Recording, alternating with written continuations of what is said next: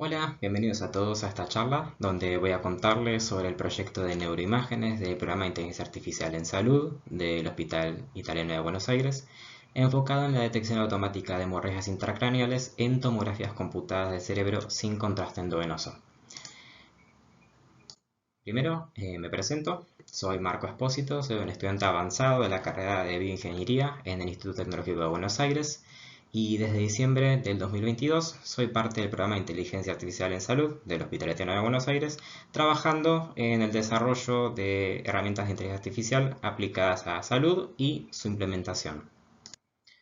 Bueno, les cuento un poco sobre el contenido de la presentación. Primero voy a hablarles sobre el objetivo de la herramienta y cuáles son las bases de datos a las cuales tenemos acceso para hacer el entrenamiento y el testeo.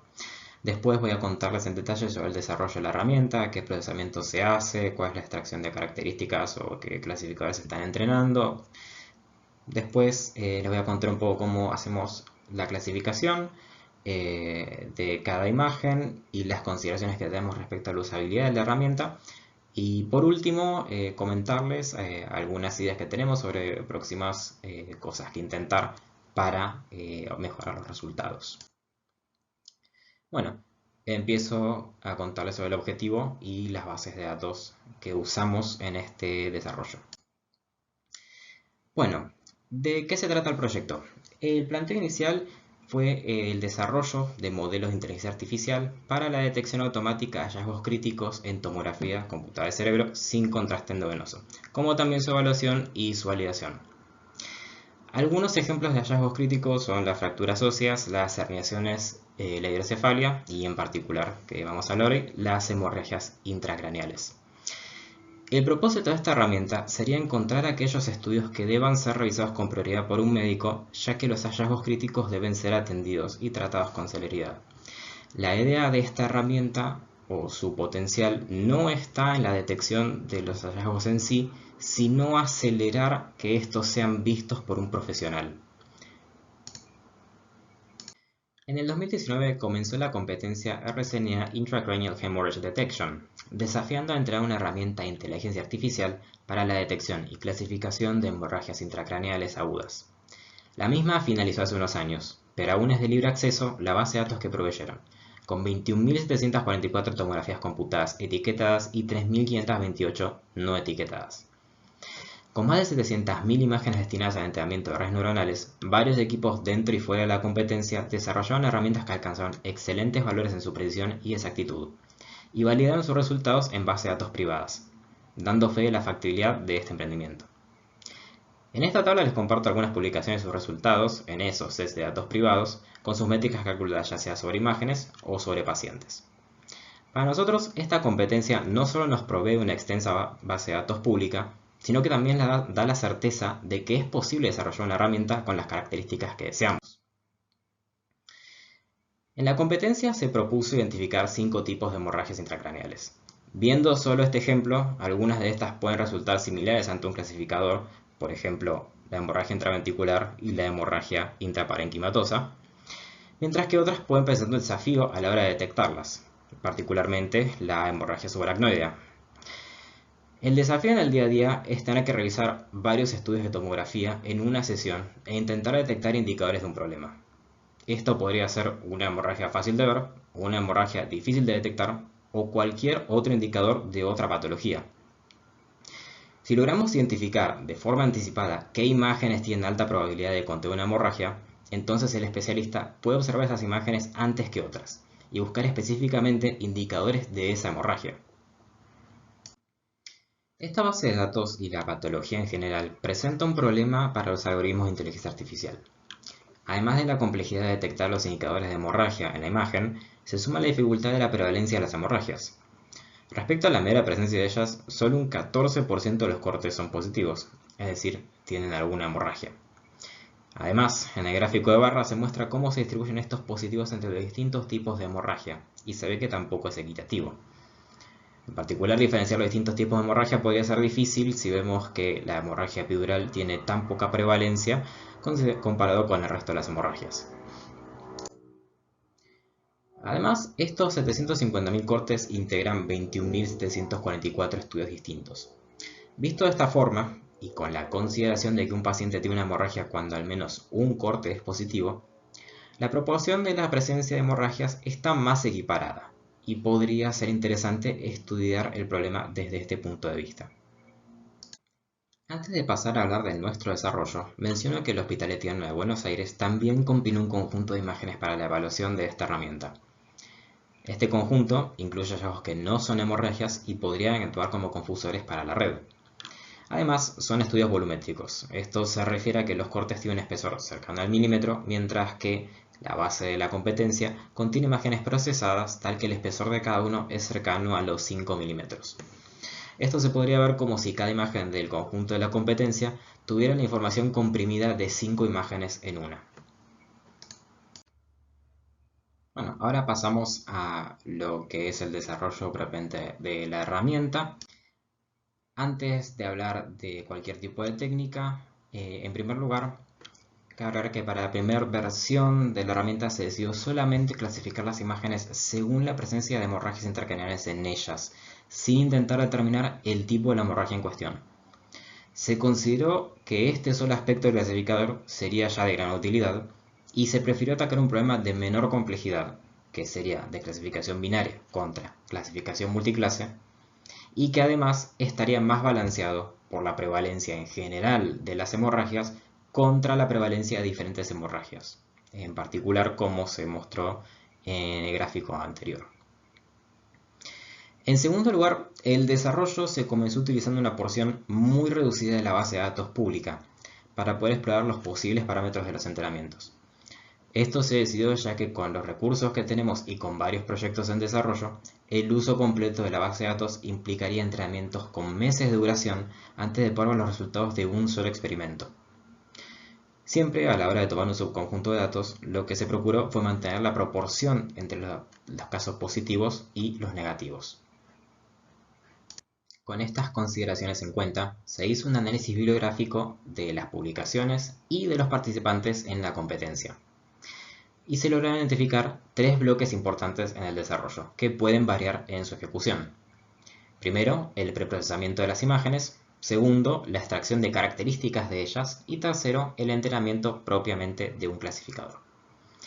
Un factor clave que puede estar presente en cualquiera de estos bloques según el enfoque que se tenga en cuenta y que no debería faltar es el hecho de que las hemorragias no se encuentran aisladas en un estudio. Si hallamos un corte con una hemorragia, es muy probable que alguno o ambos cortes adyacentes también tengan una hemorragia. Por eso, incluir este análisis en algún bloque del desarrollo es una forma de mejorar el aprendizaje y la detección. Iniciamos el desarrollo de esta herramienta basándonos en el trabajo del equipo BigHead en la competencia de RSNA. Todos los desarrollos de los ganadores de la competencia pueden encontrarlos en GitHub y para este caso entre los repositorios de Antor SAE. Su propuesta quedó en el noveno lugar y trabajaron en PyTorch utilizando la herramienta FastAI para el entrenamiento de su clasificador.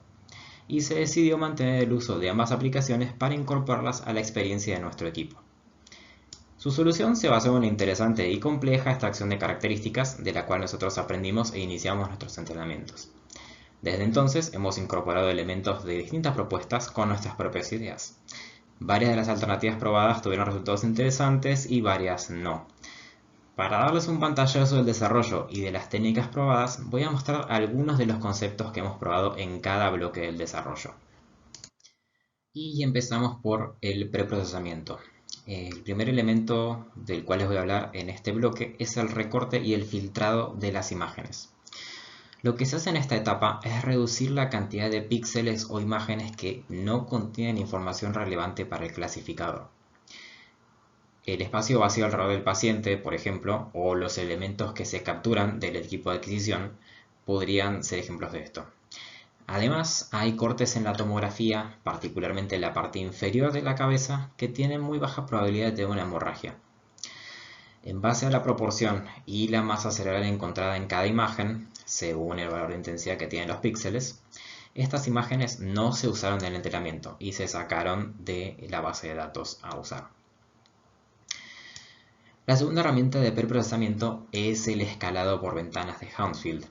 Las tomografías computadas tienen valores registrados en la escala de Hounsfield donde distintos valores corresponden a distintos tejidos o sustancias. El rango de estos valores supera la cantidad de tonos de grises que nosotros podemos resolver con nuestros ojos, y por eso cuando se ve una tomografía se opta por dedicar más tonos a los tejidos que a uno le interesan e ignorar los otros. Esta nueva formación de la imagen es el ventaneo, y elegir distintas configuraciones para las imágenes es útil a la hora de interpretarlas. Y esto mismo se aplicó como preprocesamiento, optando por elegir entre las ventanas que favorecen el tejido cerebral, el enfoque subdural o los huesos. Si bien ninguno de estos procesos es estrictamente necesario para que un algoritmo realice su aprendizaje, porque se preocupa solamente por los números, esto es algo que nos interesa a nosotros para interpretar las imágenes, se considera que esto facilita a la tarea de aprendizaje porque estamos enfocándolo en los valores que son realmente útiles. El último elemento de procesamiento es el apilamiento. Esto se refiere a modificar las entradas de la red neuronal. Estamos pasándole tomografías computadas. Normalmente son imágenes de 2 dimensiones, ya que son monocromáticas y no hay una dimensión que esté dedicada al color.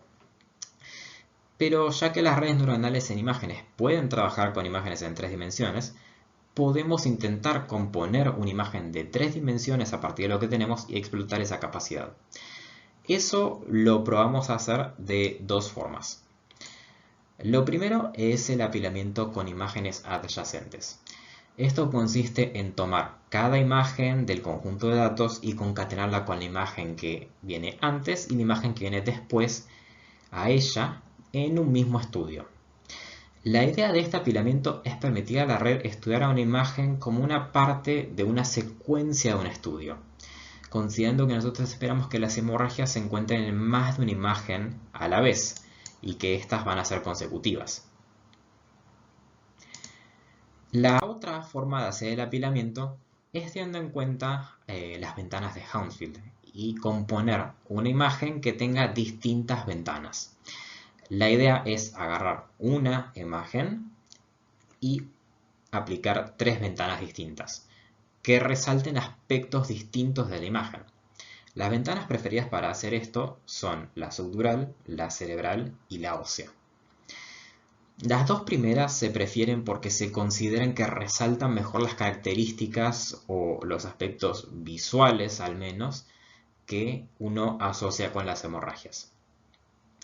La tercera ventana se elige porque en aquellas imágenes donde se puede detectar una fractura craneal también es habitual encontrar una hemorragia, con lo cual podría haber una relación o el clasificador podría detectar que una discontinuidad en el cráneo podría estar asociada a una hemorragia. Pasando a lo que fue la extracción de características, fue un bloque que se usó mucho por las soluciones presentadas en la competencia, pero nosotros intentamos evitar depender mucho de esto para reducir la complejidad de la solución e intentar preservar un poco la interpretabilidad de la herramienta. De todas formas, probamos varias formas de hacer extracciones y de usar esas características. Lo que todos los métodos tienen en común es que dependen primero de entrenar una red neuronal convolucional. Cuando esta red se tiene entrenada, una forma de hacer la extracción es tomar los valores de las capas internas de la red. Esto idealmente se hace entre las últimas capas y se hace porque a medida que una imagen pasa por la red, esta se descompone y se transforma en valores que son representativos de distintos aspectos de la misma. Serían sus características. Entre las últimas capas, la red va a haber generado valores que considera que son representativos de la imagen y que puede asociar a una u otra categoría. Entonces nosotros podemos tomar estos valores y usarlos como características, porque lo son, para entrenar nuevos clasificadores. Esto se podría hacer utilizando o entrenando modelos de Machine Learning como un Random Forest. Por poner un ejemplo, nosotros probamos varios de ese tipo. Otra alternativa es utilizar como características las probabilidades de salida del clasificador, de la red neuronal convolucional. ¿Cómo usamos entonces las probabilidades para generar características? Nosotros intentamos 2 formas. Por un lado, para cada imagen podríamos tomar el resultado arrojado por varias redes neuronales, entrenadas de formas distintas, y calcular A partir de ellas, los valores como la media, el desvío estándar, máximos y mínimos, y otros valores estadísticos que podrían pensar. Estos valores calculados son las características extraídas de cada imagen y pueden usarse para entrenar nuevos clasificadores. Por ejemplo, usando Machine Learning podríamos implementar un Random Forest u otros tipos de clasificadores. Otra forma de usar las probabilidades es agruparlas y ordenarlas según el estudio al cual pertenecen sus imágenes. De esta manera consideramos que un estudio de tomografía computada está caracterizado por la probabilidad de que cada una de sus imágenes tenga una hemorragia. Si el estudio se compone de 40 imágenes, tendré 40 probabilidades y cada una de ellas es una característica. Entonces esto se puede usar para crear un clasificador de pacientes, no de imágenes ya, sino de pacientes con o sin hemorragia. Para este entrenamiento intentamos utilizar redes neuronales recurrentes, ya que estas pueden ser mejores a la hora de estudiar casos secuenciales y, como ya se mencionó antes, así son los cortes en una tomografía. Y así esperamos que sean las hemorragias que se van a encontrar en ellos. De los tres bloques mencionados, el que probablemente requiere menos explicación es el entrenamiento del clasificador propiamente. Para nosotros, en muchos casos, fue una red neuronal convolucional. El mismo sigue un esquema clásico, probando una variedad de arquitecturas preentrenadas y variando elementos como la función de costo, el tamaño de la imagen, el tipo de preprocesamiento, si es que había alguno, la ponderación de los pesos y el uso de optimización del learning rate o el ajuste fino de las redes. La búsqueda y combinación de estos y otros parámetros menores constituyó una gran parte y tiempo de los entrenamientos y están en la imagen resumidos algunos de estos parámetros probados. Bueno, y si hablamos de las redes convolucionales, tenemos que mencionar que el seguimiento de nuestros entrenamientos y el registro de sus métricas lo hacemos usando Weights and Biases. Probablemente conozcan la herramienta, si no la conocen, es una herramienta gratuita que permite registrar los valores y los gráficos que uno quiera de sus entrenamientos. Lo hace en tiempo real mientras estos van ocurriendo y te permite visualizar toda esta información y compartirla con otros miembros de tu equipo y te permite comparar toda la información que cargues, todas las métricas y todos los parámetros que cargues de tus entrenamientos para ver qué está funcionando y qué no. Como ejemplo, tengo un gráfico de las curvas de la función de costo en entrenamiento y validación de algunos de los experimentos que hemos hecho. Este gráfico se genera automáticamente a partir de unas pocas líneas de código en el entrenamiento, en el script de entrenamiento. Es muy fácil y es muy útil. Pasamos entonces a lo que es la clasificación de las probabilidades que tenemos de las redes y la usabilidad de la herramienta. Bueno, cuando le pasamos nosotros una imagen a la red, esto nos va a devolver una probabilidad de que pertenezca a la clase positiva o no. Para determinar si pertenece a la clase, elegimos un valor umbral entre 0 y 1, y si es mayor a ese umbral, será perteneciente a la clase, si no, no. Por defecto este suele ser de 0.5. Acá a la izquierda les muestro una matriz de confusión con un experimento de los que hemos hecho, mostrándoles resultados en el conjunto de validación usando el umbral de 0.5 y podemos ver que hay una gran proporción de casos negativos bien clasificados, pero no así para las imágenes con hemorragias.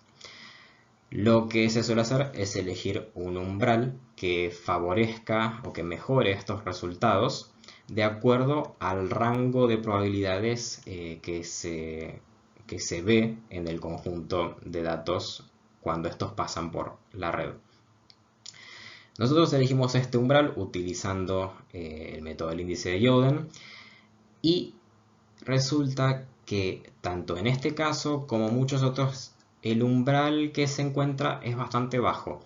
No suele pasar de lo que es 0.25 y en este caso de ejemplo que les mostramos el umbral de decisión es de 0.01, es decir, todas las probabilidades que estén por encima de 0.01 serán casos con hemorragia, todas las que estén por debajo serán sin hemorragia. Esto se entiende que es producto de un caso de estudio muy desbalanceado, como es el de las hemorragias, como mostramos al principio, que solo el 14% de las imágenes del dataset son positivas. Para mejorar un poco estos resultados, decidimos implementar lo que llamamos reclasificación de imágenes. La idea es reconsiderar las clasificaciones que son positivas según la clasificación de sus imágenes vecinas dentro del mismo estudio, volviendo otra vez con la idea de que vamos a encontrar hemorragias de forma consecutiva y no deberían haber imágenes aisladas que sean positivas rodeadas por muchas imágenes negativas. Para hacer esto se siguieron los siguientes pasos y el siguiente criterio. Primero, agrupamos a las imágenes por cada estudio. Después se las ordena según la posición que les corresponde en cada estudio, tal que la primera sea la parte inferior de la cabeza y la última sea la parte superior. Se recorrió cada estudio y se reevaluó el valor de cada imagen. Para cada imagen tomada, llamada central, se tomaron también n imágenes adyacentes, la mitad de ellas anteriores y la mitad posteriores. Entonces, cuando todas las imágenes de una misma ventana resultaran ser positivas, entonces la imagen central sería positiva. De lo contrario, la imagen central se debería considerar como negativa. Para las imágenes centrales que se encontraban en los extremos, donde no hay suficientes imágenes anteriores o posteriores, lo que se hizo fue repetir el valor de la imagen central hasta tener una cantidad de imágenes suficiente para hacer el análisis de la ventana. Lo que conseguimos de esta forma es eliminar las clasificaciones positivas que representarían una hemorragia con un volumen más bajo del que se consideraría posible encontrar, es decir, hemorragias que están aisladas. Acá les muestro otra vez a la izquierda la matriz de confusión habiendo aplicado el umbral que se considera ideal para el caso de este experimento y cómo queda cuando aplicamos esta reclasificación de imágenes. Si bien la mejora es pequeña, hay una mejora, al menos en este caso. En general suele haber una mejora. Pero como decía, si bien es pequeña, el número de aciertos aumentó en 745 imágenes. Luego que pasamos por la clasificación, sea que apliquemos o no esta reclasificación con esta ventana, hacemos un tratamiento similar para determinar si el paciente al cual corresponden esas imágenes tiene o no una hemorragia, en vez de estudiar simplemente imagen por imagen. Para hacer esto tomamos una ventana de M cortes y recorremos cada estudio viendo los resultados de la clasificación. Tenemos dos criterios para hacer esto. Uno, encontrar M cortes positivos para determinar que el paciente en general sea positivo, o encontrar al menos M cortes consecutivos para llegar a esa misma conclusión. El resultado de aplicar esta clasificación, en este caso lo que se hizo fue ver si habían M cortes positivos, no necesariamente que fueran consecutivos, pero lo que hace esta clasificación es ver a la herramienta con una mejor imagen. La gran mayoría de los pacientes se clasifican correctamente.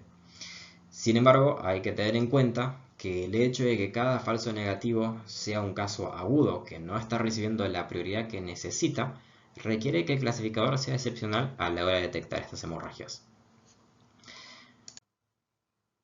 No resulta suficiente dar con un clasificador que tenga excelentes métricas de clasificación. Queremos monitorear también ciertos aspectos de la usabilidad de la herramienta. Por un lado, queremos observar cuánto tiempo demora en ejecutarse una inferencia. Dado que esta herramienta se tiene que usar en tiempo real y estaría en alta demanda, debe poder dar su respuesta en un tiempo que sea útil a los profesionales de salud y a los pacientes. A medida que vamos probando distintas alternativas, nuevas alternativas, o las vamos apilando unas encima de otras, el clasificador se hace más y más complejo y tardaría más y más en dar su respuesta. Si la herramienta se hace demasiado compleja, podría ser muy lenta como para que sea útil y tenemos que estar monitoreando a medida que hacemos el desarrollo que esto no ocurra. Por otro lado, queremos facilitar la interpretabilidad de la misma. Las redes neuronales y el aprendizaje profundo operan como una caja negra para el usuario. Una forma que tenemos para mostrarles qué es lo que está pasando por debajo es usar mapas de calor. La idea es que esta imagen muestra en qué se enfoca la red neuronal para dar su veredicto. ¿Por qué dice que esta imagen tiene alta probabilidad de ser una hemorragia? Esto le permite al usuario analizar la presunta sección de la hemorragia y tener más seguridad a la hora de considerar lo que la herramienta está sugiriendo y tomar su propia decisión más informado. Por último, voy a contarles brevemente cuáles son los próximos pasos en el desarrollo de esta herramienta con el objetivo de mejorar los resultados. Por un lado, tenemos hacer mayor uso de la base de datos de la competencia. Hasta ahora hemos determinado muchos, si bien no todos, de los hiperparámetros que nosotros consideramos relevantes en el entrenamiento. De esta forma podemos incrementar el número de datos, hacer nuevos entrenamientos que sabemos que van a durar más, pero de los cuales tenemos la certeza de que no vamos a estar probando parámetros, hiperparámetros al azar y que no van a resultar. Teniendo ya configuraciones que son prometedoras, al incrementar el número de ejemplos deberíamos encontrar mejores resultados. La segunda propuesta que tenemos para probar es hacer entrenamientos de redes neuronales recurrentes. Anteriormente mencioné que estas redes neuronales son útiles a la hora de encontrar información en datos que son secuenciales. Las tomografías son secuencias de imágenes y esperamos que las hemorragias se encuentren en secuencias de estas imágenes. Todavía nosotros no hemos intentado entrenar una red neuronal recurrente con imágenes, pero creemos que podría dar buenos resultados y es una de las cosas que pretendemos probar. Y finalmente está el caso de entrenar utilizando un conjunto de datos que sea en mayoría casos positivos. La idea de este entrenamiento sería dar una mayor chance de ver y aprender cuáles son las características determinantes en las hemorragias. Una vez que estas sean encontradas, se puede tomar ese clasificador, hacer un ajuste fino del modelo y utilizar conjuntos de datos que sean progresivamente más reales a la proporción real de las hemorragias. Esto podría también ser muy prometedor y es otra de las cosas que pretendemos probar. Eso es todo lo que tengo para contarles sobre el proyecto de neuroimágenes. Espero que les haya resultado útil y gracias por escuchar.